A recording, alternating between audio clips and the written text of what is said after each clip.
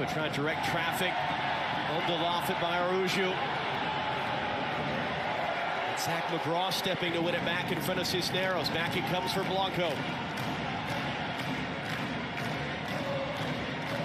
Jimmy Char, Paredes knocked away. Atlanta United steps slow to the ball right now. You're seeing Portland playing very aggressively, defensively, squeezing the game when they win. But when they lose possession, the attacking third, you're seeing McGraw, Tui Loma, Zubras really stepping in and winning that ball back and keeping the pressure on Atlanta United in their defensive third, and they're really working this left-hand side for Blanco. Here it comes again, Sebastian Blanco crossing it in. Again, trying to find Paredes. Held in by Jimmy Chara. That's up and over. Third shot of the game, but Portland yet to hit the target and really test Gudiño. Audi's teaming up with Major League Soccer to develop the next generation of homegrown champions. For every goal scored during the regular season, Audi will contribute $500 to the Goals Drive Progress Fund, supporting housing, education, and transportation across youth academies league-wide. It's first-year homegrown player, Caleb Wiley, and we sort of sometimes, 17-year-old. He's a high school senior. He's taking online classes. We all watched college football yesterday, right? Those players are older than him, playing against kids their age.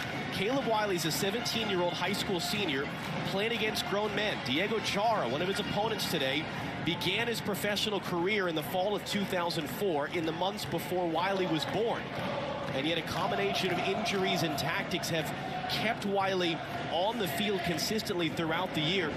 As Araujo tries to make a run there, McGraw knocks it away only as far as Cisneros. Timbers wanted a handball, and Cisneros there not called. So as Wiley is taking online classes, he's also trying to adjust to life as a pro soccer player. Had a horrific mistake that led to a goal in July and a bad loss to Austin, but he's talked about the amount of support he's received from his teammates, including in those moments. Older teammates of his like Brad Guzan out for the year with an injury suffered in the spring, and just the support and the confidence they've given him. Given this opportunity to become a regular for Atlanta as Lennon's early cross. No one there, and Tuiloma able to clean it up for Ivicic.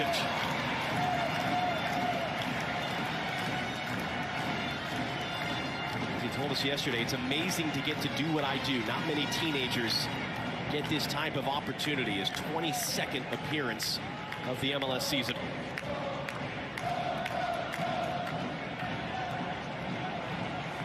Ivicic just sails that one out.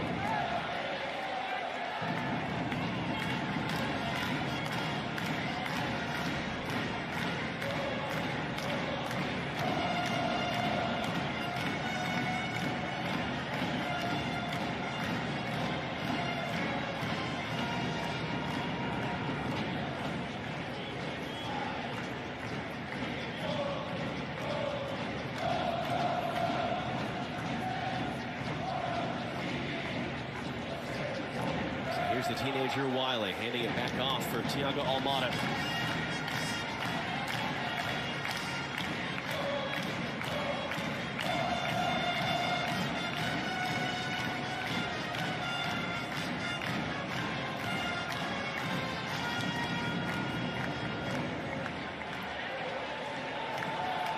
Big header win there, but Asprilla knew he was offside, so he couldn't come to get that ball. Now that's the ball that the Portland center backs want, though. That high lofted ball that McGraw and Tuiloma are just going to eat up all day. A lot of possession over the past couple of minutes for Atlanta, but yet to really probe and get it behind. Can they get the fullbacks high now? It's at Lennon's feet on this right side. There's Franco Ibarra. Trying to roll that one in, and it comes all the way through.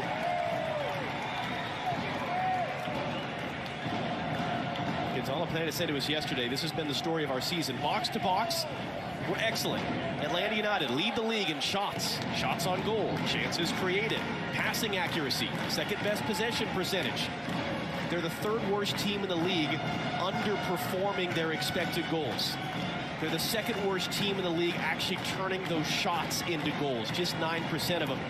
And Pineda talked about some of the mistakes at the back, whether it's a goalkeeping mistake, not closing down a guy who's going to shoot, who's going to cross, as having costed his team significantly, and that's why they are in this desperate and dire position. just trying to make the playoffs. Remember last year, they were a mess in the summer. They had the second best record in the second half of the season. They stormed into the postseason as the #5 seed. They were a tiebreaker away from hosting the first round game that they ended up losing at Yankee Stadium to New York City. This would be one of the greater escapes really in league history for Atlanta to come from as far down as they are right now. And after Cincinnati's win, 4 points below the line, adding this 1 point in with 6 games to go as Asprilla, edge of the box, wins a free kick for Portland. It's just Parada just dangling a leg out there and giving Asprilla the chance to win a foul. Very positive play, driving back, gets him on the back foot, doesn't get his feet turned.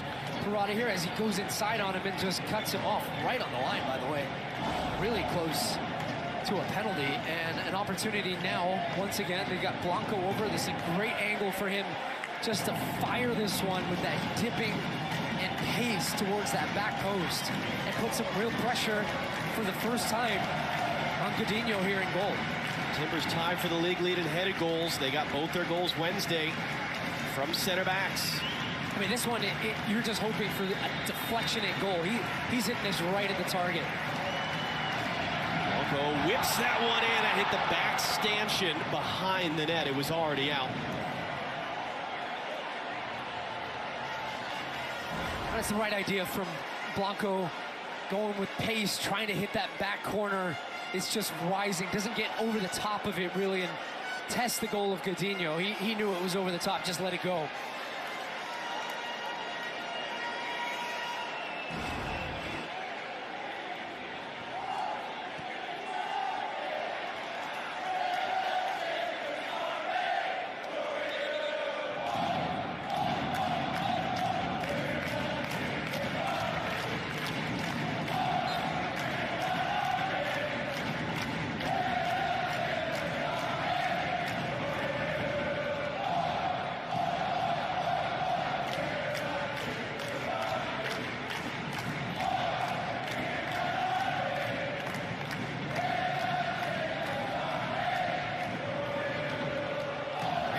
Koopman there to get that away from Moreno. Almada. Jimmy Char for company. And Atlanta forced all the way back from that good-looking position.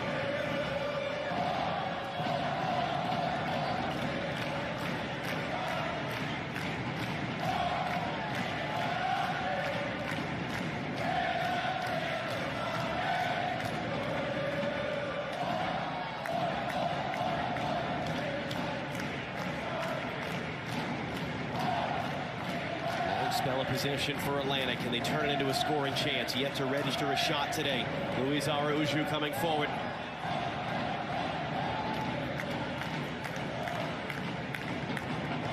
Sosa sweeps it across for Wiley. Wiley crossing that one in. Header away only as far as Araujo. Clips it long instead. Bravo heads it only as far as Lennon.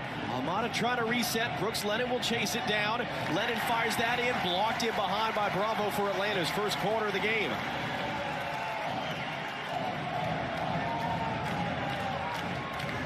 Atlanta have created a goal from a corner 2 of their last 3 games. They were the second worst team in the league scoring from set pieces before then. And it's been a challenge for the Timbers. In fact, 6 of the last 8 games. Timbers have allowed a set-piece goal. That's the worst in the league since late July. This has become a real problem for them in the last month and a half. It's Araujo and Lennon who stand over it.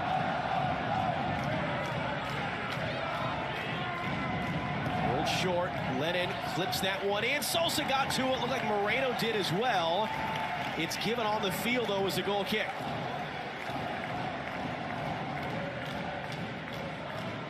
Trying to roll it short, Araujo, and then Brooks Lennon hits that out-swinging ball. They crash some numbers to the near post and try to hit it right around the penalty spot there. Sosa gets to it, just had a body on him the whole way that put enough. He's going back to get it. Moreno does enough to put off his balance, ends up sending it wide. What's the point of that little roll? Why wouldn't you just have Lennon hit that first time? Well, you're just trying to move bodies, so when maybe the Portland Timbers, once that first ball goes, that they're trying to step out and you can catch them in behind by creating some space.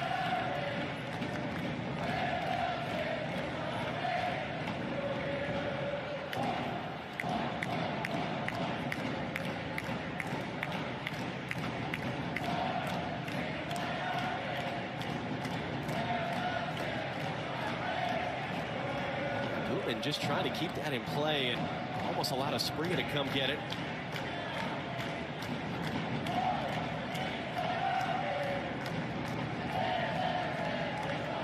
Breaks down for Atlanta in their own half. Bravo took a deflection there, and Franco able to keep it away from Asprilla. And that is the 800th foul committed by Diego Chara in his illustrious MLS career, adding to his own all-time league record. Is that one of those things you get a plaque for, too? Like, when he hits a certain number? So, true story, last year when he got his 100th yellow card, he got a picture of the referee giving him the yellow card framed, and the card itself was signed by the referee crew that was on that game. That's a nice touch. I didn't get one for the ref that gave me a red card, first one of my career. Is that like a complaint, or are you just acknowledging? I'm going to ask for it. Like you trying to send a message? Champions League, so.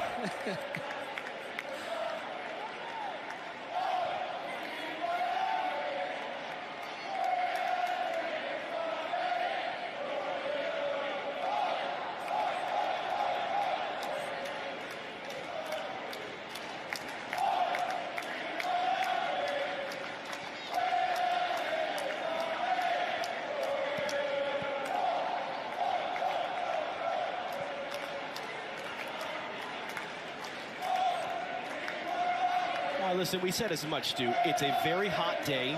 This is the third game in a week for both these teams. Atlanta traveling cross-country from Philadelphia on Friday. A draw doesn't do Atlanta a whole ton of good. Even for Portland, a tie, they could be out of a playoff spot by the end of the night if the Galaxy win. How do these teams sort of kick into the next gear here in a game that they really both got to get? It certainly doesn't reek of desperation just yet, does it? But as the game goes on, I do expect that to change. But the conditions themselves, the fact that, look, Atlanta, I would give credit to Portland. We're going to man down here behind the plate. Asprilla trying to play. Moreno on the run. Gudiño stayed behind. Moreno trying to get back to that first touch, and he does sensationally. Rolled it in there, and Jimmy Chara couldn't turn it on frame. Now, the question with all is whether it would stand up, and there was some sort of contact there between Asprilla and an Atlanta defender, and that would have been an interesting one, whether it would have counted in the attacking possession phase and all that kind of stuff. It was Parada off the ball with Asprilla, and then it, almost as you said, everybody stopped for Atlanta. Moreno makes the run in behind, and the touch was too heavy. He would have had a great look, completely clear. Would have been one-on-one with Gudiño. Then he gets it back and is able to get it across to Chara. Parada, of course, arguing his case. It was hard to really see if there was a true foul in that play, or if that would have, as you said, been reviewed as part of an attacking phase, and if it was a foul. But a big opportunity missed for Portland, and a poor touch in the end from Santiago Moreno.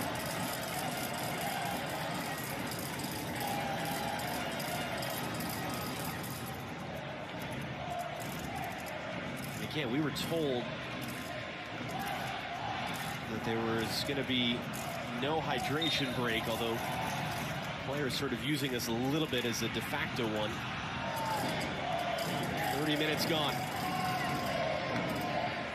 First meeting between these teams in 3 years. Clippers have never actually beaten Atlanta. It's the only team that they've played multiple times in league play without a win in their history. Sosa quickly forward. Araujo got it behind it. Bravo, Luis Araujo saved. Rebound is loose. Cisneros completely miscues it wide. Well, what a huge save from Ivicic, who coming into the weekend led the league in saves. You talked about the amount of shots that the Timbers face. This one, they're trying to play out of the back, and Asprilla not on the same page as McGraw, and they end up stepping in, winning the ball, and just releasing Araujo into the space that was vacated. One-on-one with Ivicic, who comes up with the save. What a pass that is from Sosa, just a blind ball around the corner. He knows where Araujo is in the space there, and just stuns him. Touch is good, too, has a good look, good contact on the ball. And then Cisneros on the second one, I think just the ball hops up on the turf. He could have laid that off to Almada for a better look at it. Cisneros once again continuing to start ahead of Joseph Martinez. Araujo in from Wiley.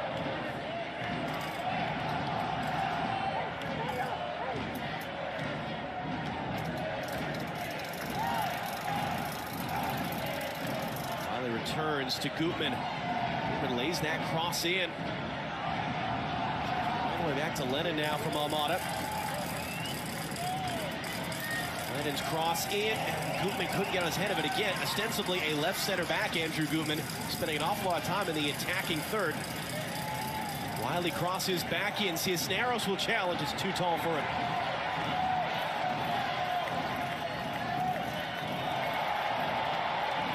Bravo, a little cut around there to keep it. Blanco under hit that one. Almada intercepted. Thiago Almada got it off at him. So it was Blanco that came flying through.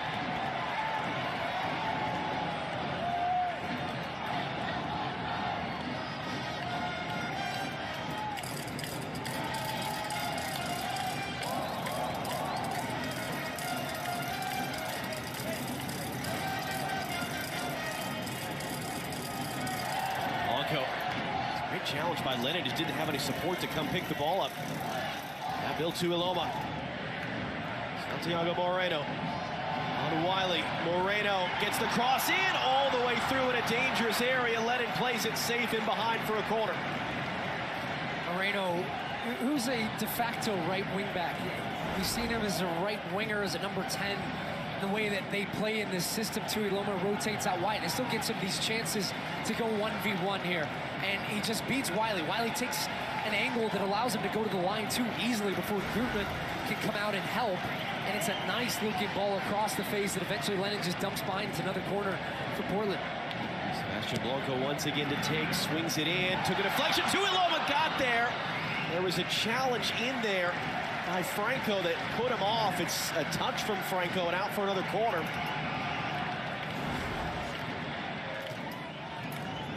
This ball's not very well hit, but Lennon doesn't get a good enough header and clearance on it. A little deeper in this time.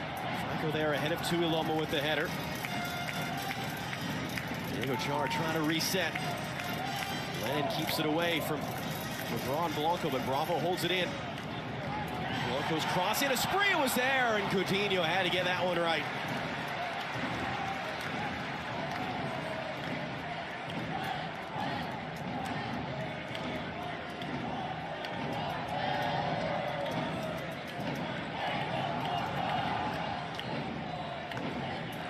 I think you've said de facto twice now with positions. How would you describe how both these teams are playing it? As a part of that, what's the line between flexibility and chaos? Yeah, well, it's both coaches, in essence, trying to get the best out of what they've got available. And having dealt with injuries, Gio Savarese even telling us the way that this team was built in Portland and recruited is for a 4-2-3-1, which is his preferred formation. But he said at a point, you've got to get the best guys in best positions, and that's why he went with the 3 in the back. But still, look, Santiago Moreno's not naturally a defender. In moments, he's going to have to defend. But then when they rotate with the ball, you want to get him higher and in better positions. And so it requires a lot of tactical flexibility on both teams. That's a lot of work on the training ground. The same for Atlanta United. And that's why Gonzalo Pineda is stuck with this 3 in the back when they're defending. Look, if you get a good look right now, they've got 5 across the back. There's Wiley. But when they have the ball, they really rotate around. Moreno cuts it in, crosses in, took a little bit of touch there off of Sosa, allows Lennon to clear. Important step there by McGraw in front of Araujo. Moreno turns inside of Sosa. Moreno trying to clip it, took a deflection. Jimmy Chara gets there, lost his angle. Back it comes to Moreno, clips it up. Asprilla bumped off it. Moreno's going to pick up the loose ball. He goes down. Asprilla trying to control, and a penalty for Portland. Moreno is all over this move. And they come right down the middle initially, Portland, playing through, and it's the second ball, staying alive, and it's reactions. One of the things that Gonzalo Pineda talked about, reactions in and around the box. Just watch Santiago Moreno, this whole play. Great looking ball there to Jimmy Chara, but then he stays alive within that. And when it comes back, a great ball again into the mixer. And then once again, third phase, and he just sucks Parada in here. He goes to ground. Moreno reads that and then just lifts the ball up over his foot. It's so clever, and it's absolutely a foul and a penalty kick. It's at the end of this sequence. He's the first one to react. Ball on the ground, chips it up over There's the foul, there's the penalty, and the man who was involved in all of it, Moreno's going to step up here and try and get his 6th goal on the year. Not for the first time. There was a big argument. There were 4 Timbers players that were in the conversation. Santiago Moreno has made both of his attempts this summer. He will take it against Raul Gudiño, playing his first game since May, making his Atlanta United debut. Almost exactly a year ago was the last time Gudiño saved a penalty when he was playing in Mexico.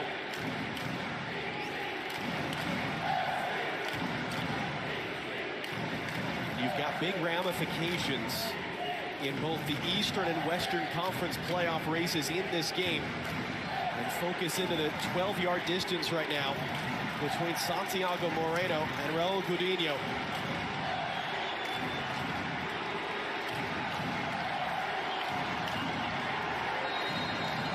"6'5" Gudiño trying to fill up as much space as he can. Moreno into the roof of the net, and Portland into the lead.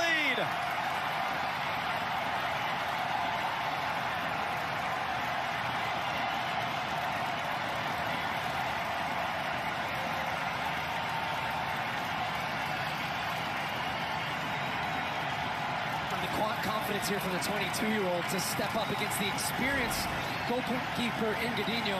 Here's another look at how the penalty came about. It's Moreno. Parada goes to ground. Look at that deft little chip over his foot. Goes down, and then he's the man that steps up to take it.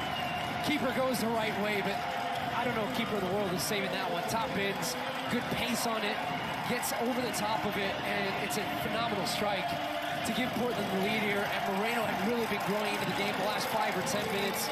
6th goal of the year for him to go along with 7 assists in his first real full season. Broke on a little bit towards the end of last year. Had a goal in the playoffs against Real Salt Lake, but this is the one he's got the most games. 30th game on the year for him, and comes up with the goods once again for Portland.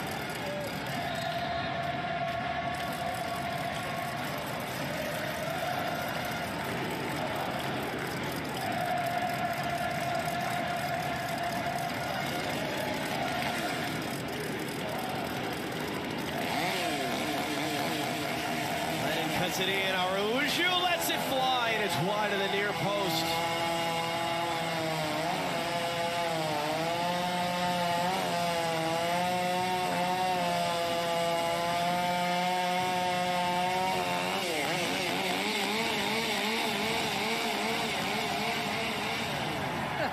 As Timber Joey continues a tradition that dates back since before any of these players were born in the 1970s. I love the leg lift, too. You see the right leg lift as he really got in there on that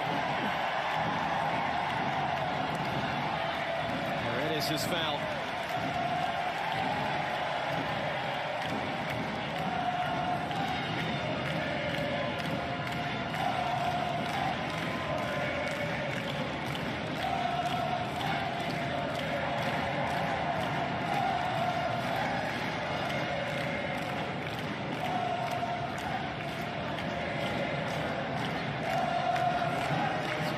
Shot on target of the day for Portland is a goal.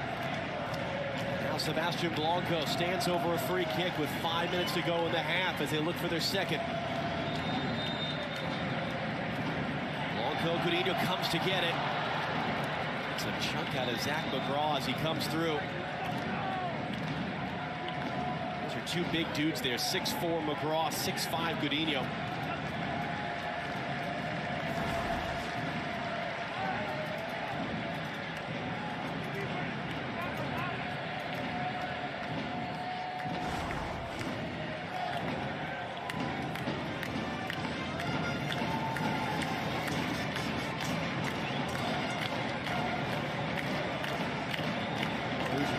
Jimmy Chara. Just enough to get by McGraw. Atlanta been resilient. They came from behind twice to beat DC last weekend. They tied the game in Philadelphia before finally capitulating the last 25 minutes Wednesday night. Ibra in there, knocked away by Zuparic. Asprilla trying to get out on the run. It's good cover from Sosa because Asprilla had turned on the Jets there and was going to run right past Franco. Araujo has Gutman running. We're off harassing him, can't take him off the ball, but then Moreno, the goal scorer, intercepts. Loose touch from Sebastian Blanco there, gives it back. Here's Wiley.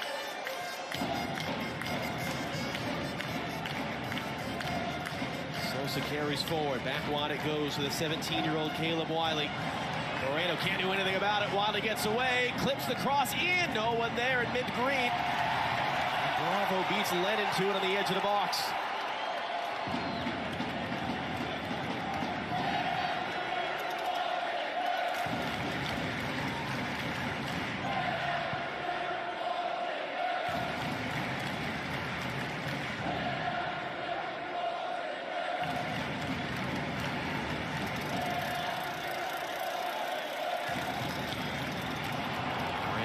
That pass.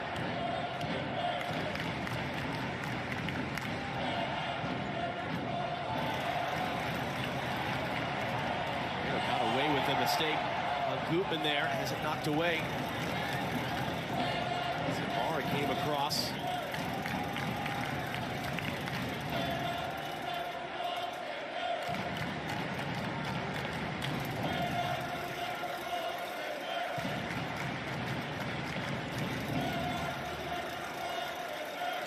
Timbers have struggled this year closing games like this out. League leader in ties, 5 of them coming when they've scored the first goal of the game. That's been the big difference in the last week. Narrow wins over Seattle and Austin, and holding on under intense pressure late in the game. That's what's lifted them back above the playoff line and giving a little bit of breathing space right now. Gutman, great run to get inside to Aloma. His cross just too far for Cisneros. McGraw had a long think about it before finally getting rid of it. Franco out dueling and is fouled by Esprilla. Well, it's interesting. That free kick was restarted quickly, about 10 yards further forward from where the foul occurred. Gutman has a shot that's blocked.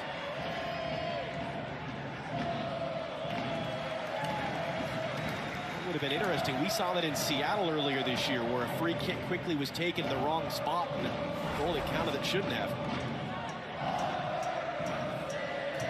That's a good run beyond the back line from Gutman at the time, and Gutman puts it into a good spot and nobody there.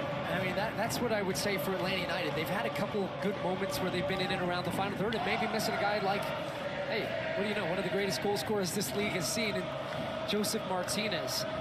Cisneros, first half guy, scored 7 goals this season. All 7 of them have been in the first half. Hasn't been able to get involved. He's a guy that wants to arrive and finish off. And I would say for Atlanta United, they haven't taken advantage of the space that they can get wide. When they get Wiley, it's 1v1 always. You're always relying on him and Lennon to beat a guy off the dribble and put it across in the box instead of getting Almada out there, Araujo. How often are we seeing them in that logjam? Look at the middle of the field right now. There's just no space. And then once again, Atlanta United, Sosa trying to jam it up the gut. And it's just easy for Portland to clear and try to break now the other way. Char picks up the bouncing ball. Char with options either side. Into the middle for Blanco behind him. And Alan Franco able to come get it. Araujo. It off for Lennon. Stoppage time sponsored by AT&T 5G. 2 added minutes. The Timbers have struggled this year. 2nd most goals allowed in the league. Final 15 minutes of the first half. Again taken quickly, the free kick. Araujo rolls it across for Wiley. Moreno got just enough of that pass and then a tangle of legs on Franco, and that'll end the threat. Free kick, Portland. And that's a good example, again, of just what I was talking about. Caleb Wiley's out here on the left-hand side. He's 1-against-1 with Moreno. He's on his right foot. Moreno's overplaying him inside onto his weaker right because he doesn't want to cross with that foot, and then plays him into traffic to win the ball back. And it's just been an issue for Atlanta United in the first half. So look right now, Moreno's cutting off that one. Put him into pressure, then wins the ball back. It's a poor hit pass. Wiley doesn't have any other options. And Portland, just defensively, I would say in this first half, have looked very good and frustrated. And it's not like they've just sat in and bunkered the way in which they did against Austin. I mean, 44% possession for Portland. They Majority get out-possessed, we know that, but that's one of the higher numbers for them in a game that you would expect Atlanta to have a lot more of the ball. They have not been good with the ball, so I would be expecting a couple of changes, either personnel and tactically, from Gonzalo Pineda in the second half. Because for Atlanta right now, if it finishes this way, they'll be 5 points below the line with 5 games to go. And conventional wisdom tells us that if you got 5 games left, 5 points below is the point of no return. Whereas for Portland, if this holds up for a win, they will guarantee themselves they will go into week 30 of the MLS season in a playoff spot, because the Galaxy won't be able to catch them later tonight when they take on Sporting Kansas City. So what sort of changes will be coming? What do Rob Moe and Alexi think of what we've seen? We'll find out. Santiago Moreno penalty kick the difference right now in the heat of the Rose City. 45 minutes down, 45 to go, and it's the Portland Timbers 1, Atlanta United 0.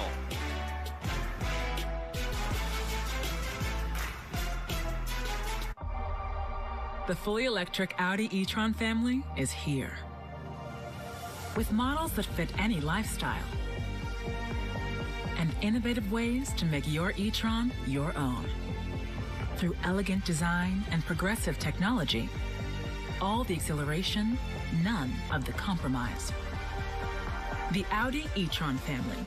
Progress that moves you.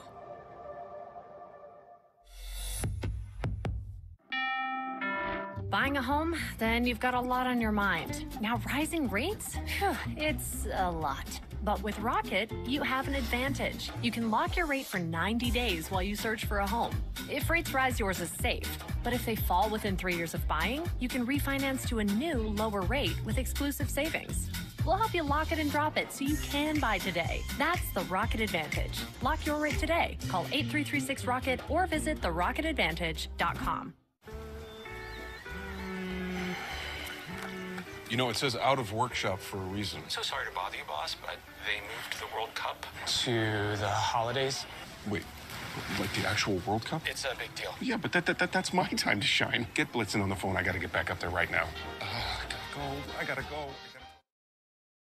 At Interstate Battery, we can power anything, big or small. Boats and jet skis, ATVs and tractors, and of course, all your vehicles. Stop in and see us at all 3 of our Western New York locations. Interstate Battery, outrageously dependable. Every search you make, every click you take, every move you make, every step you take, I'll be watching you. The internet doesn't have to be so creepy. DuckDuckGo is a free all-in-one privacy app with a built-in search engine, web browser, one-click data clearing, and more. Stop companies like Google from watching you by downloading the app today. DuckDuckGo. Privacy simplified. Denny's all-time favorite Super Slam is back. Get bacon, sausage, eggs, hash browns, and buttermilk pancakes for only $6.99. Give your wallet a break and send it on a Summer Slamcation. The hottest deals are at Denny's, America's value destination. There's never been a better time to get away. With a great deal on the Hyundai you've always wanted. With America's best warranty and up to 3 years complimentary maintenance. It's your journey. Own every mile at the Hyundai Getaway Sales Event. With new cars arriving daily, now's the time to get in and get away. Lease an all-wheel drive Tucson for $309 a month, or Santa Fe for $369 a month, or get up to $500 bonus cash. Hurry, offers end September 6th. Hurt in a car? Call William Mattar, 444-4444.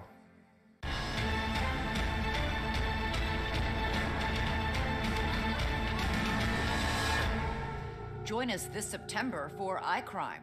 At Interstate Battery, we can power anything, big or small. Golf carts, campers, and RVs, and all of your vehicles. Stop in and see us at all 3 of our Western New York locations. Interstate Battery, outrageously dependable.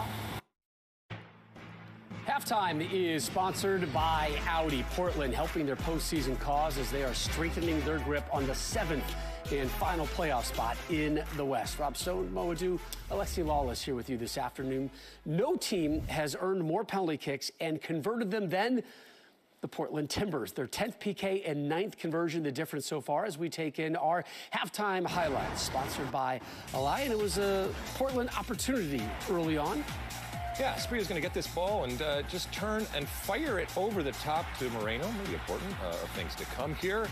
And, you know, he makes a mess of it, but tries to clean it up here. And Chara's just not able to get his big toe to get that in the back of the net. Here's Atlanta's best chance, came in the 31st, giveaway. And it's a good play in transition. Sancho just plays a beautiful ball over the top, and Araujo, he's got to put that one in the back of the net. And then the second wave, Cisneros has got to find a way to hit the target. Maybe he could slide in Almada, but that's a great-looking ball there from Santiago Sosa, and Araujo. Got to do better. Chaotic moment in the 36th led to this penalty kick call. Say, Rob, what was that stat you hit us with about penalties? This would be the 10th penalty kick called for Portland. 10th. Oh, goodness. Well, they love their penalties, and this was a penalty. And Raynor steps up. Look at it. You can see. He's ruthless. Oh! Nobody's saving that. His sixth goal, 1-0 Portland. The Timbers came into the weekend having conceded 433 shots. That is most in the league. Through 45 minutes, they've only allowed 4 shots. Yeah, and we saw that in the highlights, the best chance, the Araujo's chance on goal that he doesn't take. But overall, I think they've done a good job of finding ways to sit back in moments, but then also being aggressive in the way that they press that back line of Atlanta, creating some decent chances as well. You saw Santiago Moreno earn that penalty kick, but I think he's done a good job playing as a two-way wingback on that right-hand side. It's a slow game. It's a hot game. It's a game with very few chances. We talked about the desperation, in particular when it comes to Atlanta right now. It doesn't look like, regardless of who is out there right now, that this is a team that looks like it is going to score. Yes, you have Joseph Martinez on the bench. Is it going to be a Joseph that is able to change a game? We haven't really seen that this year, but they have to make some changes right now. Even a point for Atlanta is not the end of the world, but they got to find a way back. It's a bit of a lifeline. Again, this is a team that has just one road win this season. Atlanta currently down on the road 1-0. And coming up, we're going to show you the latest AT&T Goal of the Week winner, and it's courtesy of a new guy in LA.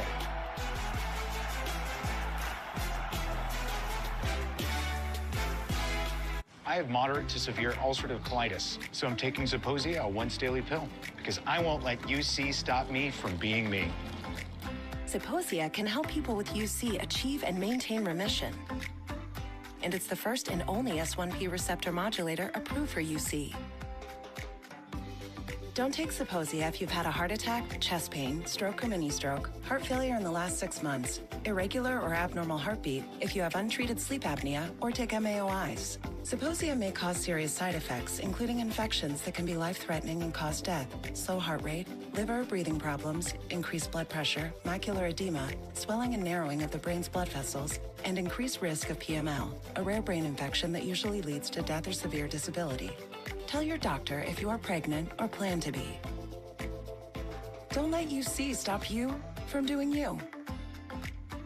If you're living with moderate to severe ulcerative colitis, ask your doctor about once-daily Zeposia. This is an SOS from Nova Corps. Everything is disappearing. Our outpost on Earth, Zepcot, is in danger. Hey, Quill, this thing is so broken. Help the galaxy before Quill, you seeing this? Quill! Well, you heard the lady. Get to Epcot. It's Save the Galaxy time. Again.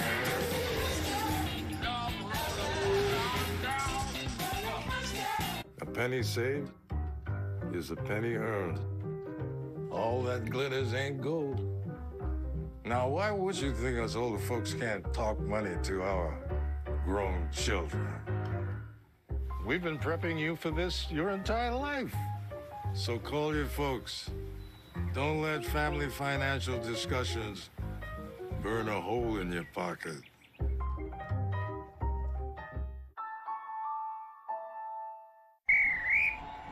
Los Thoughts nos gustan hot. Oh, how I love to sing for food. Oh, I love bread. Tenemos sed. Oh, how I love to order food. Pasta, pollo, fries, or pizza. Carne asada and 6-packs to salud. Wow, Look at this selection. Tile, wood, stone, laminate, vinyl. And this one is perfect. At Floor & Decor, our everyday low pricing on high-quality products and on-trend styles means you can really bring your room to life. Discover Floor & Decor today. People who come to Cricket stay with Cricket. I got my phone from Cricket and it's amazing. As a journalist, I use it for basically everything. Great phones, great deals. Now that's a story. Smile, you're on Cricket. America is waking up to Fox and Friends. Hey, guys! Morning, Sam. Watch out. Rain's in the forecast. It's important to have friends you trust. Fox and Friends, America's best friends.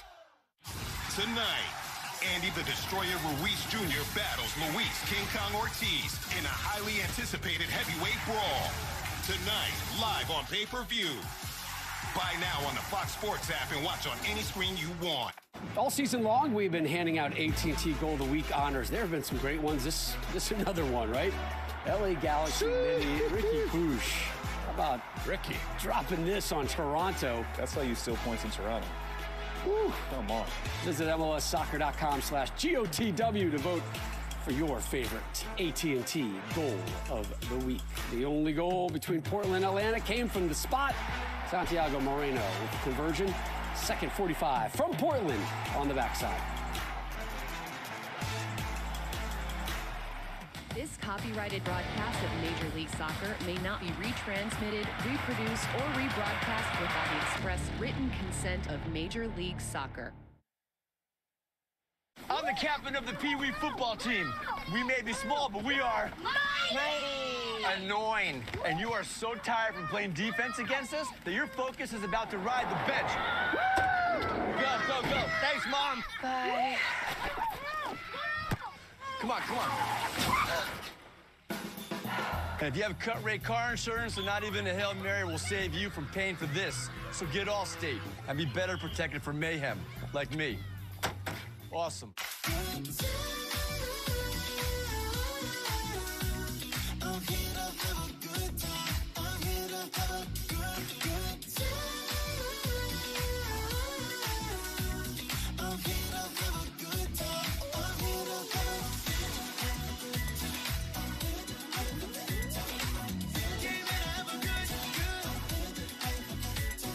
With low prices and great deals, back to school's easy. That's totally Target. Okay. Here you go, buddy. Thank you. Thank you. You may kiss the bride.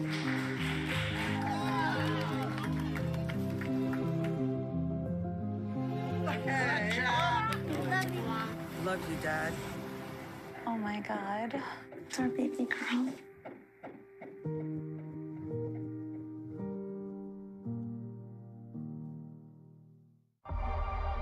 The fully electric Audi e-tron family is here. With models that fit any lifestyle and innovative ways to make your e-tron your own. Through elegant design and progressive technology, all the exhilaration, none of the compromise. The Audi e-tron family. Progress that moves you.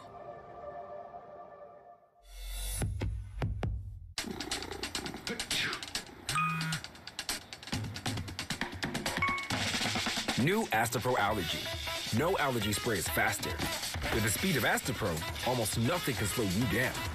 Because Astapro starts working in 30 minutes, while other allergy sprays take hours. And Astapro is the first and only 24-hour steroid-free allergy spray. Now without a prescription. Astapro and go. If you know, you know. Crispy corners, sauce on top. If you know, you know. Detroit style is back at Pizza Hut, just $12.99. You are trouble. No one out-pizzas the Hut.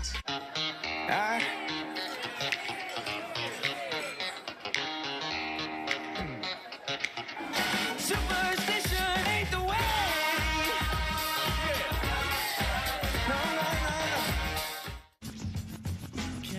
4 years ago, Joseph Martinez almost single-handedly won MLS Cup on his own as Atlanta beat Portland 2-0. He had a goal and an assist that night. It was part of an incredible Atlanta season. There are people in Portland who feel that had refereeing decisions gone differently that day, they would have won MLS Cup. You could have put a best of the entire league on the field against Atlanta in 2018 in front of 70,000 fans, and it would not have been enough. But can it be enough today? Joseph Martinez has become the super sub for an Atlanta United team that is seeing their playoff hopes flicker, trailing at the half right now in Portland. Amar Sejdic, who's also getting set to come on right now, trying to change the game for an Atlanta team that, let's not forget, Miles Robinson, would he have been starting at the World Cup for the U.S., let alone for Atlanta United, had he not blown his Achilles tendon in the spring? Osvaldo Alonso, MLS legend. Brad Guzan, starting goalkeeper. All season-ending injuries for Atlanta United. Meanwhile, for Portland, Santiago Moreno, it's his penalty goal. It's the difference right now. Only Sebastian Blanco, more combined goals and assists for the Timbers this year than the 22-year-old Moreno. And there's the first change. So Franco Ibarra, who kept his spot in the lineup ahead of Sejdic, is replaced at the half. You know, Stu, the guys in the studio are saying it's not the worst thing in the world, but it really doesn't help Atlanta much at all to get a draw out of this game. Only a win is going to keep them within one game of the playoff line. What do you want to see? What do you need to see from Atlanta? And how do you approach this if you're Portland? Well, for Atlanta, this is a game of desperation. This is a game where they need to get points, and I haven't seen that from them yet. And then for Portland on the other side, only 9 wins on the season. This is one at home with a lead at halftime that you have to go on and get 3 points now. Second half underway.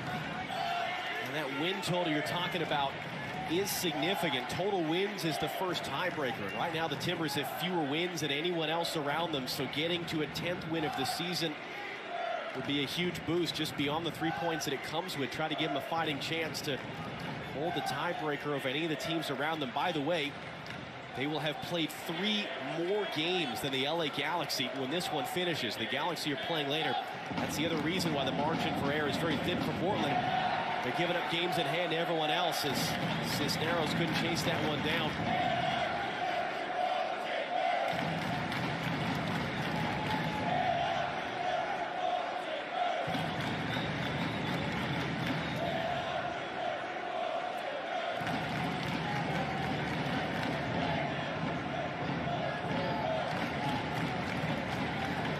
Lead the league in scoring goals early in the second half. It's one of the interesting statistics for Portland this year.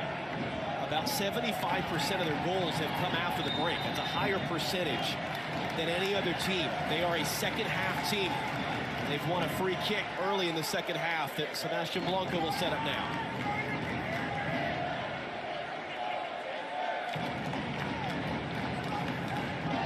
Coutinho is going to have the sun right in his eyes, just coming over the roof of the stadium. As Blanco sends this one in.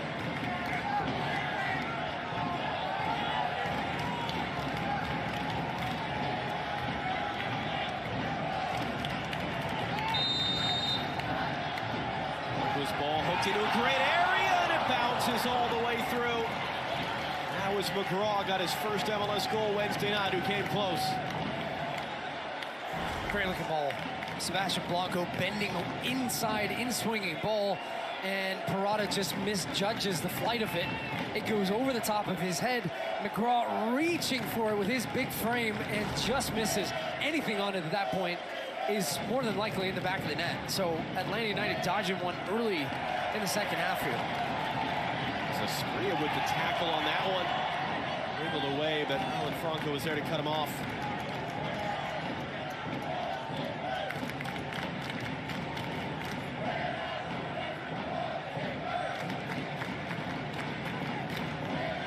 Going long, Araujo sneaking it behind a Bravo. Can he get there? No, it's going to run all the way out. It was a neat moment for McGraw Wednesday, getting his first MLS goal in his career. His dad was there, his grandma was there, family, friends of his that are stationed at Fort Hood. Yes, Zach McGraw, graduate of the U.S. Military Academy, first Army player, first West Point player ever to be drafted in Major League Soccer. But no, unlike a lot of his predecessors, he did not have to go immediately into military service. It was a rule change at the beginning of his senior year that allowed professional athletes to defer their military service until their sports careers are done. Joe Greenspan was drafted out of Navy by Colorado in 2015. His first 2 years in the league were split between time serving in the Navy and trying to get opportunities with the Rapids. And McGraw, he was a third-round pick, 68 total draft pick in 2020, now in his 3rd year. And he had to fight this winter. They were ready to sign another young center back if McGraw didn't have a lights-out preseason, but he did. Kept his spot on the roster, has earned his spot on the field the last couple weeks, starting ahead of Larry Mabiola, who has been a starter for Portland each of their 2 MLS Cup appearances. He has trained to work in heavy armor. That's tanks. He's individual ready reserve officially right now for what his playing career has done. Here's Moreno now, trying to cut that in, and Franco intercepted it out. And McGraw told us yesterday his dad served in the Army. It was his dad's suggestion to look at West Point for colleges. He said, it means a lot for me to represent the U.S. military as a professional athlete. As Blanco had that knocked away. Now Araujo. Great little touch around Diego Chara. Opens it up to the far side. Here come Atlanta. Try to chase a tying goal. Pass was looking to come back inside by Almada for Araujo, was knocked away. Switch to Sebastian Blanco. Atlanta stretched out of it. It's 2v2 if they go fast enough. Blanco with a spree. Blanco wants it himself. It was blocked by Peralta. I think we're going to see a lot more of this throughout the course of this second half, because Atlanta United are going to push numbers into the attack. They're going to leave themselves exposed at the back as Sadic is trying to pick out Cisneros, Cisneros just can't get into the game right now. And for Atlanta United, those long balls, direct balls, that's not what they do best. It's getting in and around, working teams back defensively, moving these attacking players, Almada and Araujo, and unbalancing a defense. They feel disconnected right now in what they're trying to do and the way in which they're trying to attack. They just have not threatened Portland's goal. And as they put those numbers in the attack, it's going to open up on the counterattack. And the question is going to be, can Portland find that second killer goal on a counterattack before Atlanta United really press and find an equalizer here? Speaking of service academies at MLS, we'll get the 3rd service academy in there because Tristan Traeger, 2nd-round draft pick of Atlanta United this year out of the Air Force Academy, playing for Atlanta United 2, their reserve team. That one stabs sideways, actually spins all the way in behind there off the foot of Zuperich, and it kind of gifts Atlanta their 2nd corner of the game. This has been a tough one for Portland. 6 of the last 8 games. They've allowed goals from set pieces, most in the league in that time. Thiago Almada to send it in. Almada's out-swinging ball. Draw up for it. Sadic on the field as a halftime substitute, trying to reset.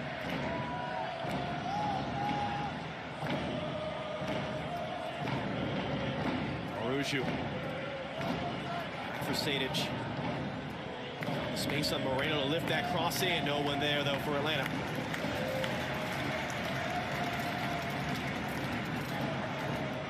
Joseph Martinez waits in the wings. A couple of weeks ago became the fastest player in league history to 100 goals regular season and playoffs combined, but sort of indicative of this Atlanta United season. It came in a loss. It was a consolation goal. 3 straight games he's come off the bench with his team trailing, including that first come-from-behind win of the year for Atlanta last Sunday against DC United. Do they have that in him again? John Freeman, our referee, chatting with Sebastian Blanco and Brooks Lennon right now.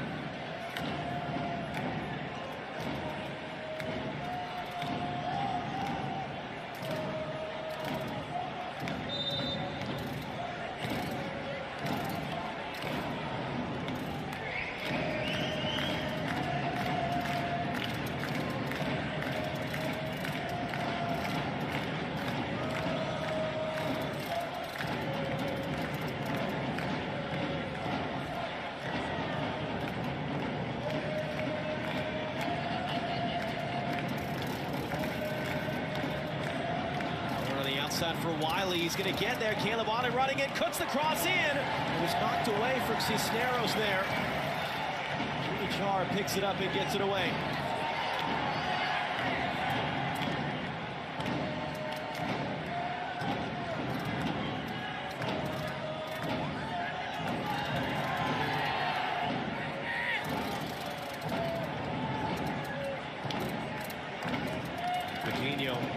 Debut to giving the ball back to Portland as they try to play out there. Diego Char for his younger brother Jimmy. For Tyrone Aspria's cross. Cut out by Alan Franco, who's barking at his teammates right now. Amada was trying to knock it off Aspria for a throw. He ends up giving the ball right back away. Jimmy back for Diego Char. Blanco has it knocked away, but Portland keep it.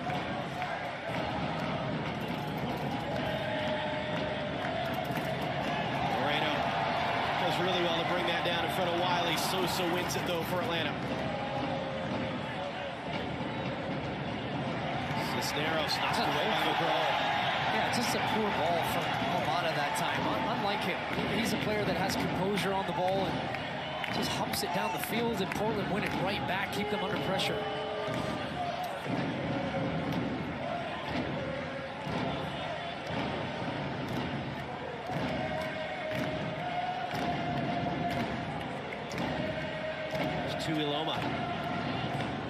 Hands it off from Moreno, the goal scorer.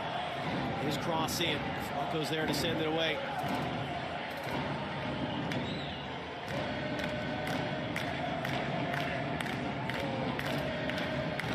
As we said, it is a very warm day in Portland. Temperature in the low 80s when this game kicked off. The sun is really cooking on the artificial surface, and each of these teams playing their third game in a week and change. And Atlanta in particular, they played in Philadelphia Wednesday night, flew from Philly to Portland on Friday. Araujo knocked off the ball by Bravo, no foul.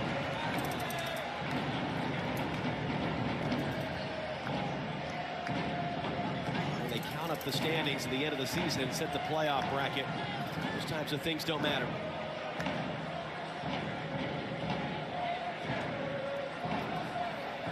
"77 days, 11 weeks from right now, we'll be in Qatar watching the host take on Ecuador. The FIFA World Cup live on Fox Sports. And it was a surprise today. Thiago Almada named Argentina's preliminary roster for the September camp. They're going to play games in Miami against Honduras and at Red Bull Arena against Jamaica. Almada was at the Olympics last year for Argentina. Claudio Bravo of the Timbers was as well. 10 assists this year. First Atlanta player in 3 years to get the double digits. Aspria brings it down. Aspria save, big rebound. Bravo, whether he would have been onside or not, didn't get to it. First save of the entire game for Raul Coutinho on his Atlanta debut, and then Paredes is fouled on the outside. Well, first save on the day, as you said, but it's a good one from Coutinho because Tyrone Aspria gets a hold of this on the, just a little baby bounce as it comes to him. And a nice run inside from Blanco. That opened up the space for Aspria to come wide. Picks up the ball, just shoots off Parada here too easily. Great strike with venom, and it's actually dipping and moving. Coutinho down to his left, makes the save, and palms it in a way that it doesn't fall right to Sebastian Blanco. And he's going to be under pressure once again here with an in-swinging ball from Blanco. His service has been good on the day. And this is going to come from the shade of the roof right into the sun as Raul Coutinho looks at it.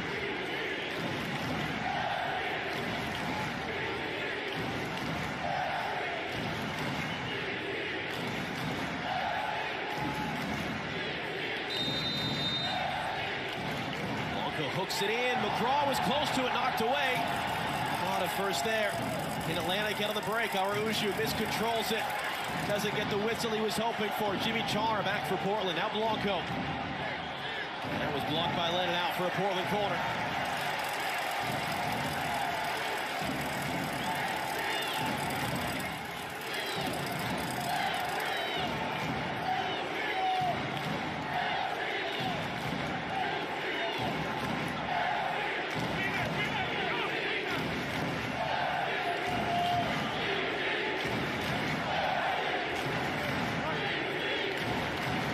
Fans trying to will the second goal. Blanco in swinging ball. trying to get the flick from Paredes. A little bit of hesitation. It is going to be a goal kick.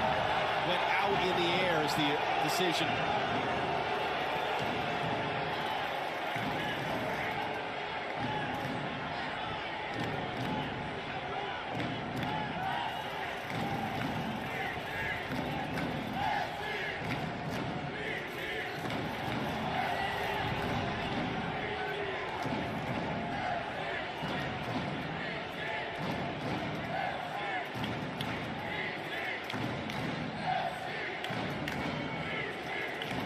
Down the line for Wiley. Tuiloa defending. For Andrew Gutman, the return. Wiley gonna get there on the byline. Cuts it back. Araujo was open there and stabbed him behind for an Atlanta corner. Just the hesitation there from Wiley. Great movement initially. Plays the ball inside. Makes a good run second time in this half. He gets behind, but just watch at the end. He gives Tuiloa a chance to make this challenge. If the ball comes across now, there's just, he's looking and waiting, trying to pick the perfect pass instead of just smashing it into a great area. A lot of the ensuing corner looped in deep. Sosa challenging with Moreno. We'll do it again on the other side.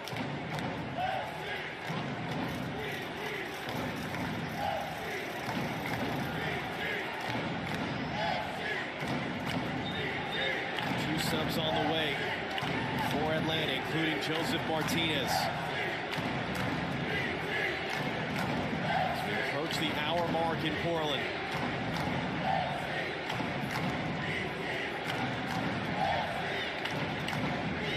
Brooks Lennon leads the team in chances created from dead balls this year. Play an outswinger. Popped up straight in the air. Tuiloa first to react. Man down behind the play for Portland. It's Dario Zuparic.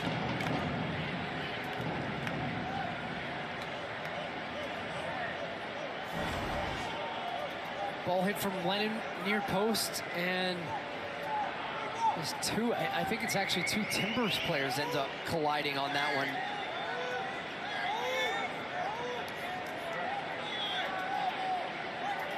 It looks like McGraw ends up catching his teammate, center back partner, and Zuparic on the back of the head.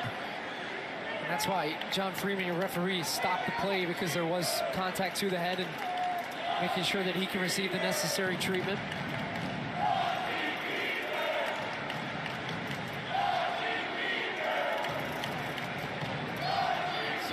Subs. Edwin Mosquera, recently signed by Atlanta. Joseph Martinez, one of the best goal scorers in league history. Carlos Yamosa, Timbers assistant coach, filling in at least on the field for the suspended Gio Severese, trying to figure out if he needs to make a change here. With Dario Zuparic, who's missed just one game since May, down and receiving treatment after that clash of heads.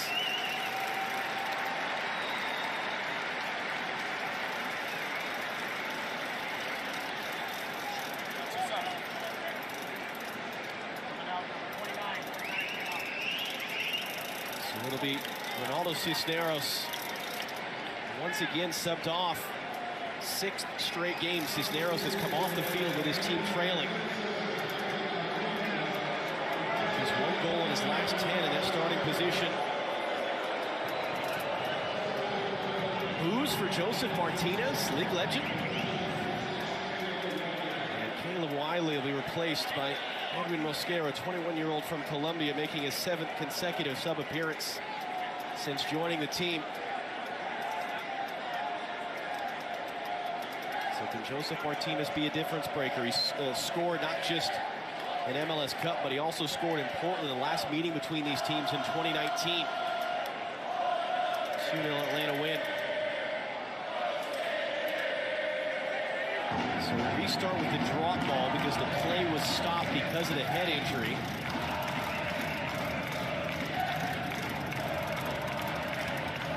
Dario Zuparic has been cleared to return.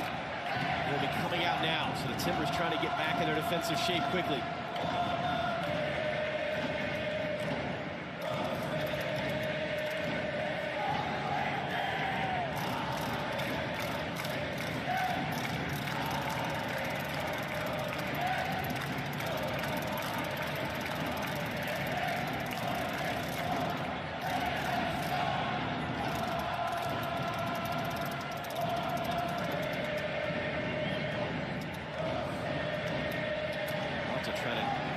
the middle there for Sadic was knocked away. Paredes on the reset, get Blanco on the run. Juanjo Purata there does really well to cut him off and end that threat. This just feels like a big 27 minutes here for the Portland Timbers. Equally for Atlanta United. I feel if they lose this game, that's them. No playoff chances. But for the Portland Timbers, 9 wins on the season, as we said, John. They're playing essentially all playoff teams down the stretch. They've played more games than the teams around them. This is a game at home now with 27 minutes and change left. You've got the 1-0 lead. You have to be able to shut this game down and get the whole 3 points. Sadic from Lennon. Back it comes to Sosa. Sosa in for Araujo, able to hold it up. And for Amar Sadic. That was just under hit. Bravo intercepts in front of Lennon. That's going to be a foul, and Purata coming forward, and Sebastian Blanco there. Took a knock in the backside, and that is going to be the end of his day. He was getting set to sub off anyway for Niasgoda.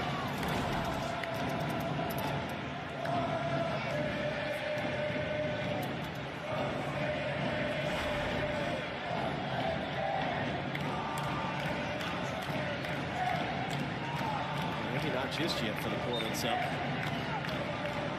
Niasgoda is ready to come on.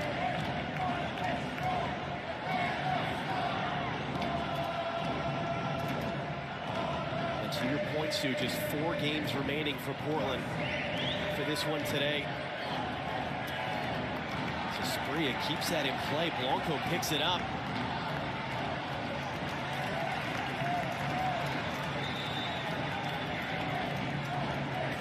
Savarese looking on from up above.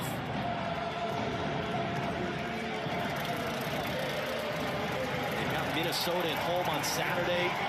They host LAFC. They go to RSL the final day. They've got a trip to Columbus in between. So it is a tricky run-in.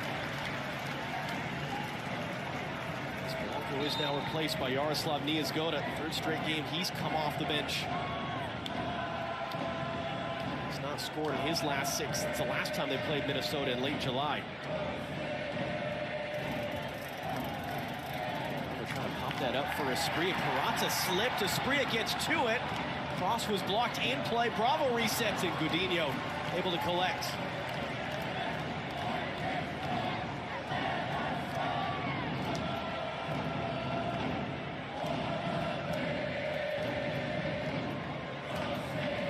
Araujo.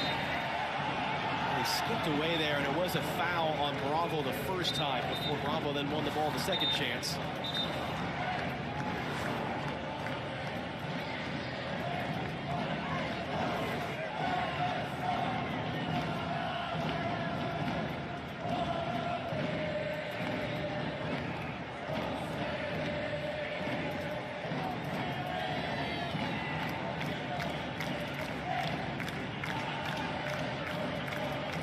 The substitute just on the last couple minutes.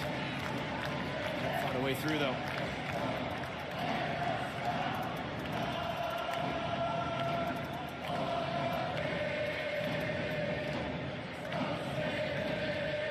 Lennon trying to find Joseph Martinez, and he has. Martinez brings it down. Martinez holds it up. He'll reset backwards.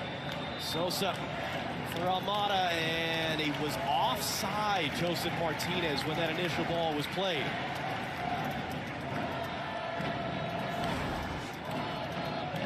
That's a good call. He is just offside, but definitely offside. Trying to bring him into play. I thought he was going to try and just get the little back heel to the joining Sadic into the play. As Gonzalo Pineda watches on.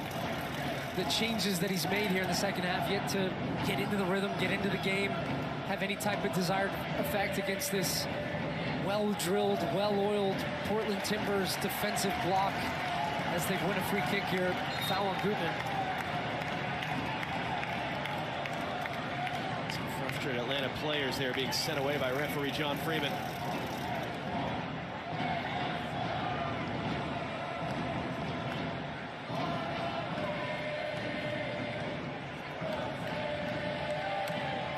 Godinho on his debut for Atlanta. 4th different goalkeeper they've had to use this year.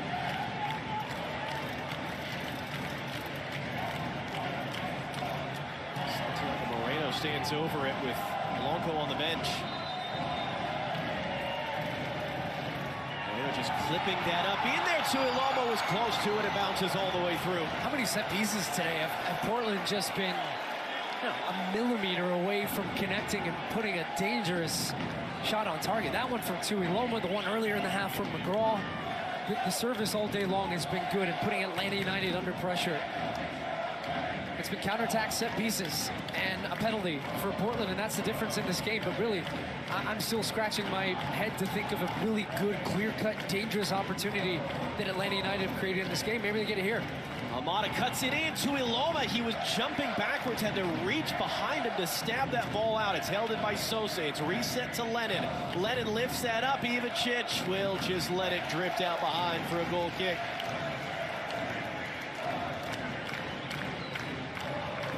MLS on Fox is sponsored by Audi. For every goal, Audi will invest $500 into the Goals Drive Progress Fund to support MLS Youth Academies. Visit MLSsoccer.com/Audi to learn more.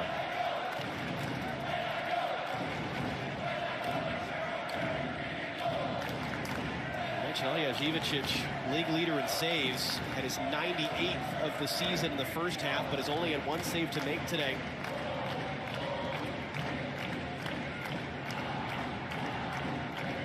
Timbers have outshot Atlanta 9-5. Only two of those not have hit the target. One of them was the penalty kick. 20 minutes to go.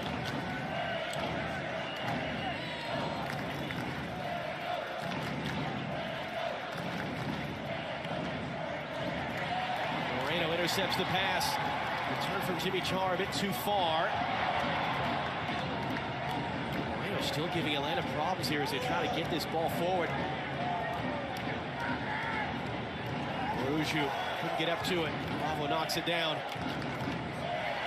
He is going to intercept for Portland. His first touch since coming on as a sub. There's a spree now.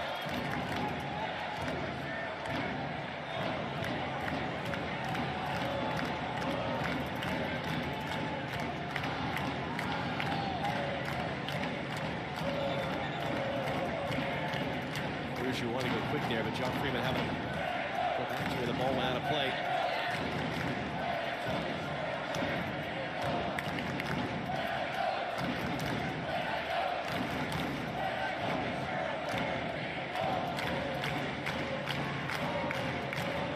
As we showed you, the result of this is that Portland will be 4 points clear of the LA Galaxy, who play later. So they know they'll be in a playoff spot next weekend. Situation's getting dire for Atlanta right now. Long it goes. Moreno to Asprilla. Tyrone Asprilla slows it up, waits for the support. Back in for Jimmy Chara. Dances way through. He almost did. He was brought down there. It was Sosa got tangled up with him. Here come Atlanta United now with some space.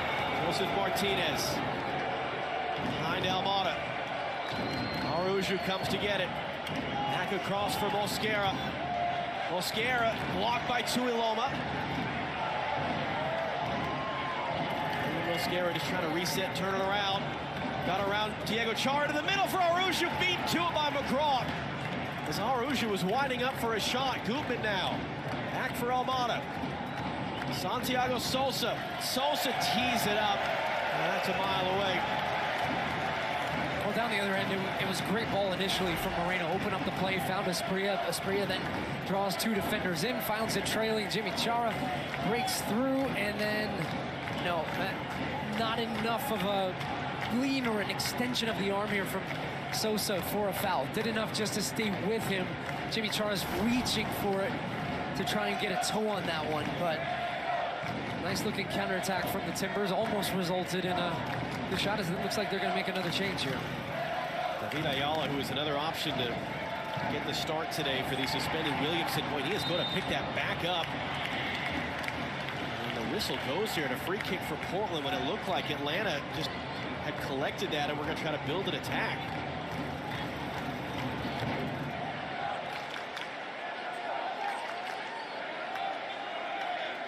Timbers in no rush right now.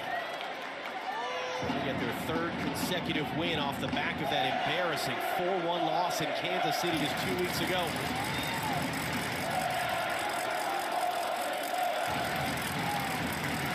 And the This will be the sun right in Gudiño's eyes as Santiago Moreno plays it in. Moreno dropped into a great area. Gudiño the punch, took some contact, and he's fouled. Free kick Atlanta. Offside flag up as well for good measure.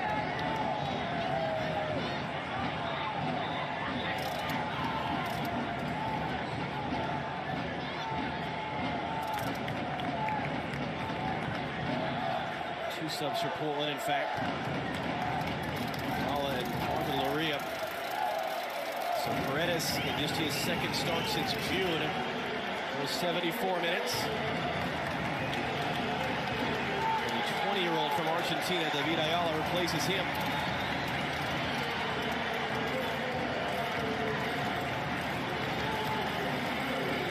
And Jimmy Chara off for Marvin Loria.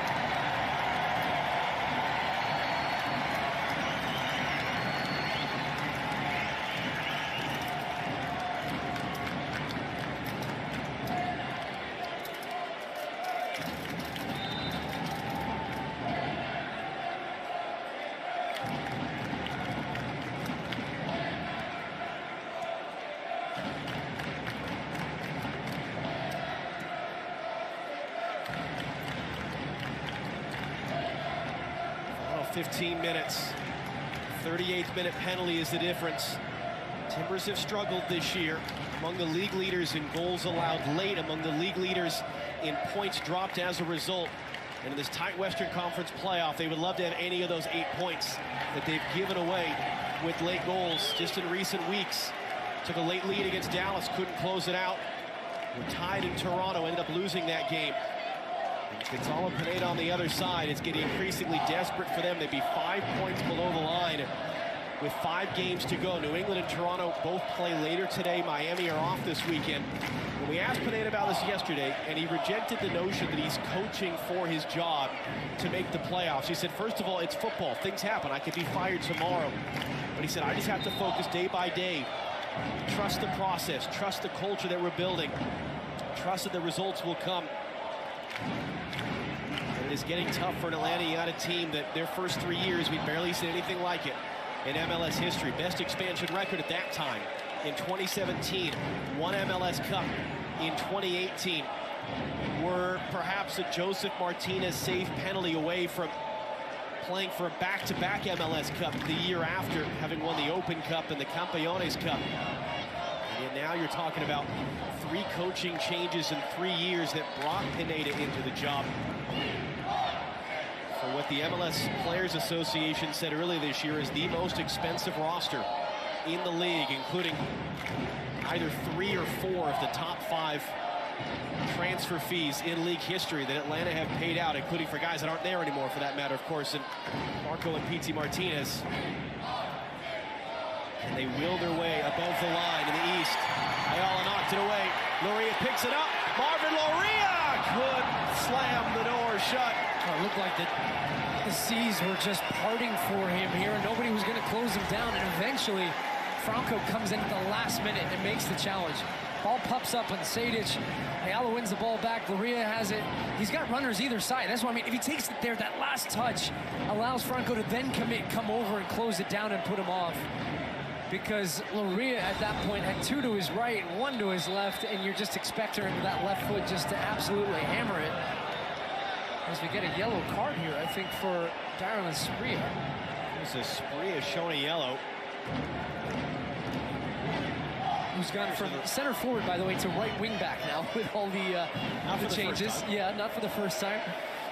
And that might become a factor for Portland down the stretch. They lead the lead in yellow cards, and you've already got McGraw and Zuparic 1 yellow away from a suspension. Darren Asprilla now moves 1 yellow card away from a suspension.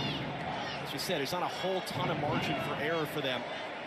Coming down the final 4 games of the season, that they might be without some starters if the yellow cards continue to pile up. Here's Lennon now.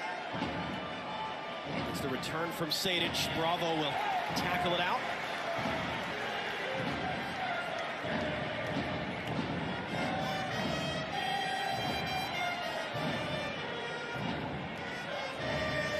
Mosquera.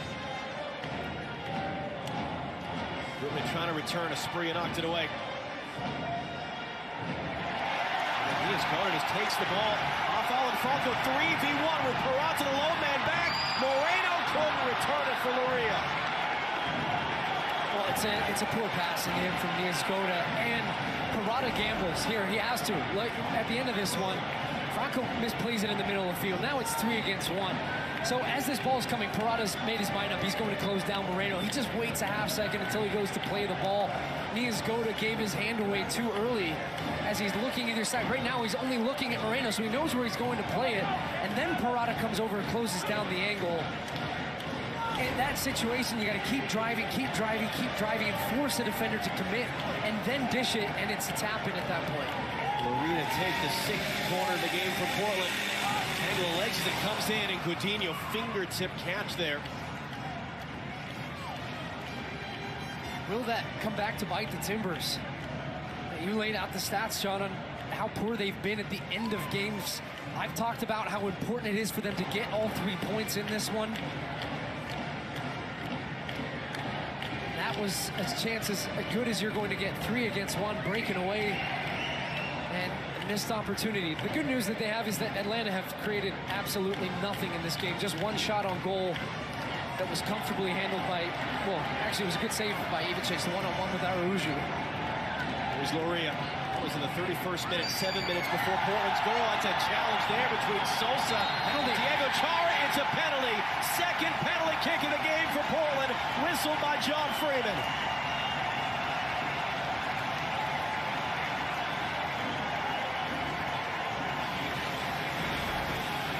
Well, it comes off a giveaway in the middle of the field once again from Atlanta.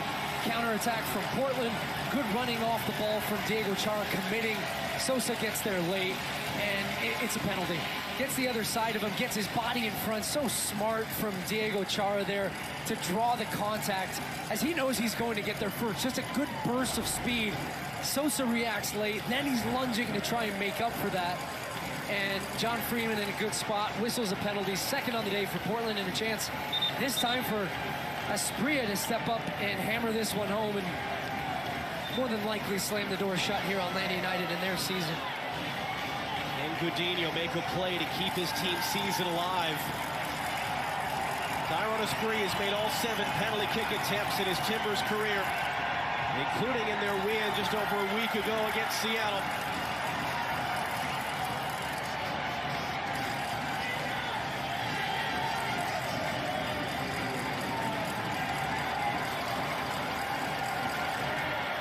This moment condemn Atlanta's playoff hopes. Can it all but secure Portland's playoff hopes? Asprilla versus Coutinho with less than 10 minutes to go. Asprilla scores!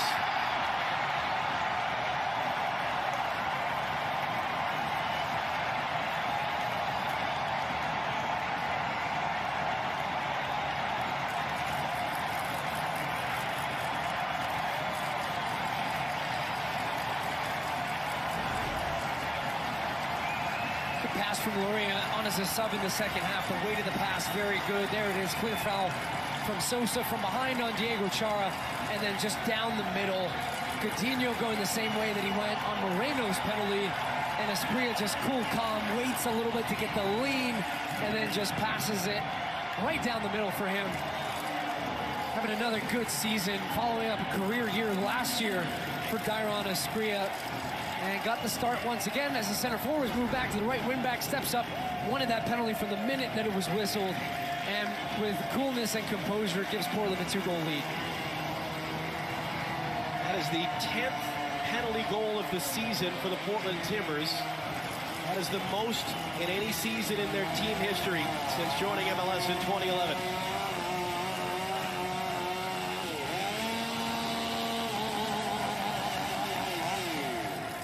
It's the 7th slab of the log that Tyrone Asprilla will take home with him.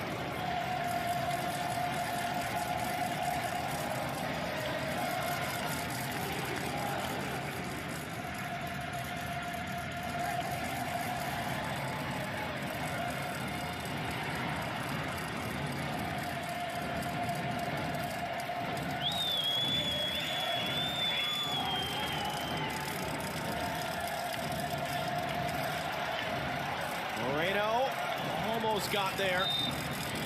It's cut off in the end by Franco.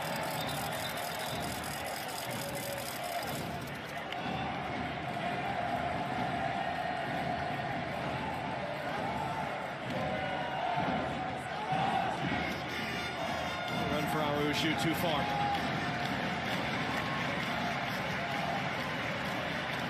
There's going to be a lot of questions for Atlanta United in this offseason. Most expensive roster in the league. I think, again, a team that's lacking just some... And look, we do have to reference the injuries. Brad Cruzan goes down for the year. Miles Robinson goes down for the year. Ozzie Alonso, an experienced player that you bring in with championship caliber, even at his age, goes down with an ACL. So they've missed some key pieces at the back, but still to be in the position that they're in with the amount of talent they have in the attacking part of the field and not figure it out. And I go back and think about some of the players that were involved in the early parts of their success. And Tata Martino at the helm. But you had the guys like Jeff Lorenowitz, Michael Parkhurst, Darlington Nagbe, just guys that were MLS through and through and really drove that roster and allowed then Almirons and Joseph Martinez and those guys to go on and do the business in the front part of the field. This roster doesn't have that, and it's really been missing at a core, and something that I think they're going to have to think about in big ways from the front office perspective. And what moves do they make? Is Gonzalo Pineda the right guy that continues forward? I think, considering the season, the way the season went, that he's going to have some time in next year to show that he's the right man. But boy, a lot of food for thought for him, a lot of food for thought for them, not to mention that Darren Eales, their club president's leaving for Newcastle as well. Some serious turnover in Atlanta, and a club that carries big expectations to be one of the best in the league on a consistent basis. That's the other part of it. Who's going to even make that decision? Because you're hiring a new team president right now, and if the issue is lack of continuity and constantly rebuilding and rebuilding, does a coaching change sort of just add to that, even if you feel that you want to go in a different direction? Those are the challenges facing Atlanta United right now. And that's why I say that, you know, he made the playoffs the first year, came in, reinvigorated them down the end of the stretch. And this year, in essence, is going to be one that parts of the season you're going to look back and have a post-mortem and throw some of it out of the window. But really, there's going to be a lot of pressure on this group coming into next year. And absolutely, playoffs at a minimum, but it needs to be one of the best teams in the conference. That's who Atlanta United are. And quite frankly, they haven't been now for 2 straight seasons. Sosa and Araujo replaced by Marcelino Moreno and another homegrown player, the 23-year-old Macho Chol for Atlanta United.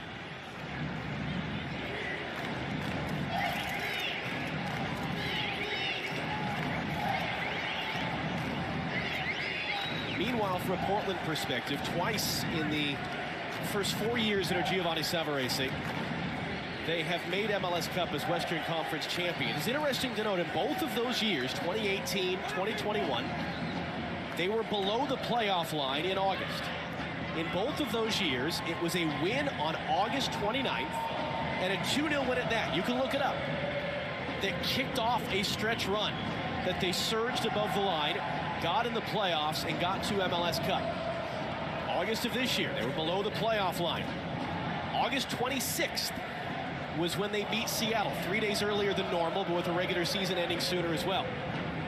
That has kick-started as that ends up deflected and behind what right now stands to be 3 consecutive wins and a 4-point cushion ahead of the Galaxy's kickoff later on against Sporting Kansas City. And we've heard it from the Portland side, and we've heard it from other teams as well.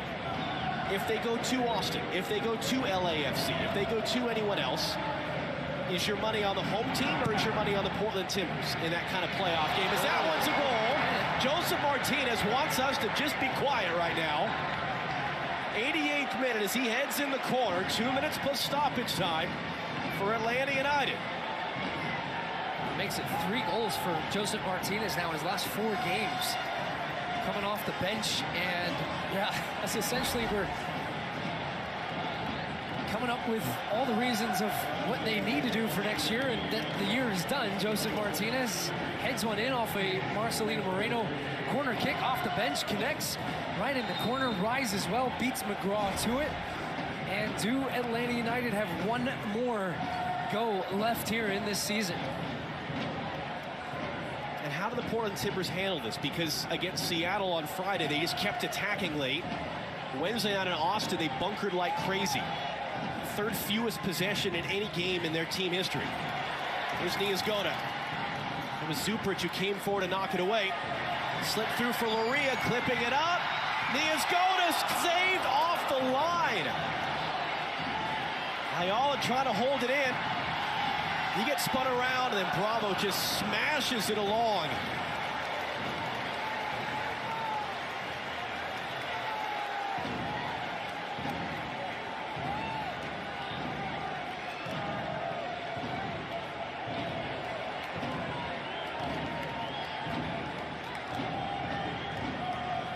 So the Timbers inches away there from restoring their 2-goal lead. And Atlanta's got 5.5 minutes to steal a second goal. Here's Moreno, who set up the last one. The spree is there in front of Mosquera. Well, the crowd have taken it up a notch here because they recognize their team needs a bit of lift, a bit of support, and energy jolt here down the stretch. 5 minutes left, and Atlanta are going to bring the house. Might be their season on the line.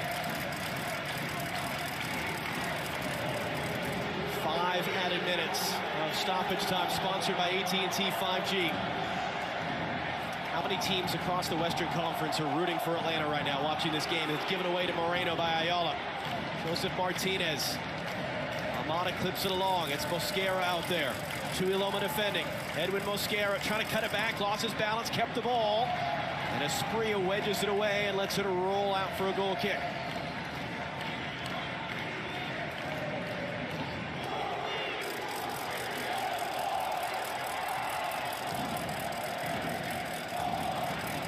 '97th regular season goal for Joseph Martinez in his 130th game. Set to break the record held by Bradley Wright Phillips.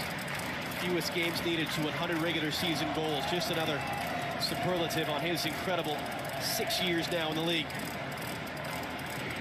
And how many would he trade to get some wins and get his team in the postseason? 4 minutes to go.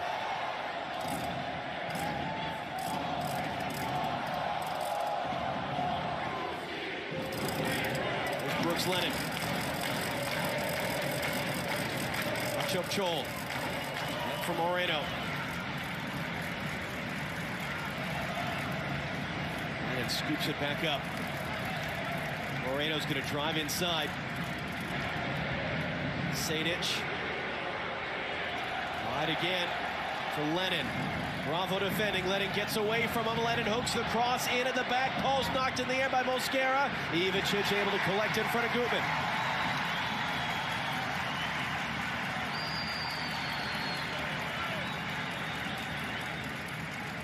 Been the one thing for Portland, as good as Ivicic has been, league leader in saves, they have struggled to keep shutouts.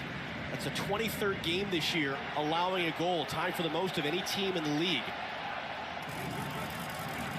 And they just be able to keep some zeros defensively. They have a lot fewer gray hairs on the heads of their coaches, to say nothing of their fans. Here's Chol. About 2.5 minutes to go. Moreno going to reset for Brooks Lennon. Lennon gets the cross in, too far for Martinez. Asprilla heads it away. Gutman controls. Gutman in for Moreno, found the space, shot is blocked. McGraw trying to scramble back to his feet. He's limping behind the play. Loria comes out of there with it. He's trying to run away from Sejdic. Niezgoda's in the middle. Here comes the cross, and it's cleaned up at the back to Godinho. Again, Portland not going to the corner, crossing and looking for the third. And only 2 minutes to go. This is more like what they did against Seattle just over a week ago. And here come Atlanta with 2 minutes to play. Tuiloma had to get there in time and did, barely on Mosquera.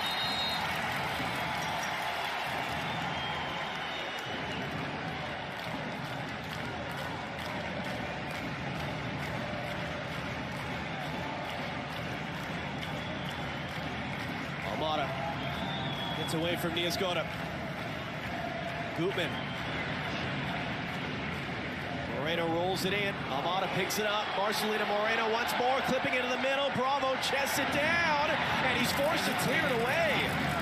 Ivic's just a little late to react. Didn't know that Bravo was going to try and chest it down to him. Bravo then was waiting for him, and at the last second panicked and cleared it away because he didn't think he'd get there. Corner kick at Atlanta United. They scored on their last one. Lennon from the opposite flag now. John Freeman will pause it. Godinho is up. Atlanta's goalkeepers come forward at 6'5". 95th minute of the game. Lennon, the outswinging ball. Godinho attacking, and it's going to end up out for a goal kick.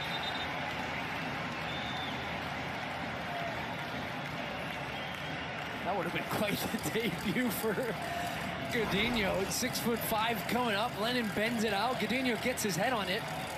And was that just too high for Moreno? He was backtracking late to react. Not a bad header from the big man.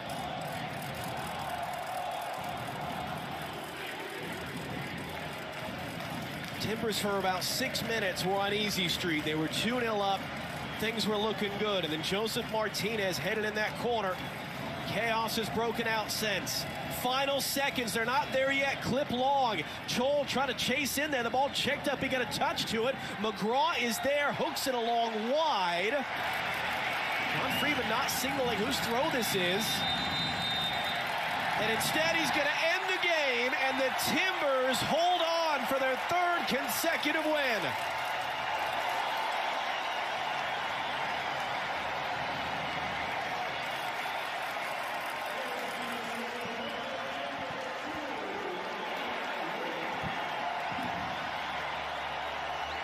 Took a little bit of extra perspiration, but the Timbers continue their charge up the Western Conference standings. Atlanta United in dire straits. Rob Moe and Alexi to wrap up the day as it finishes. Portland Timbers 2, Atlanta United 1.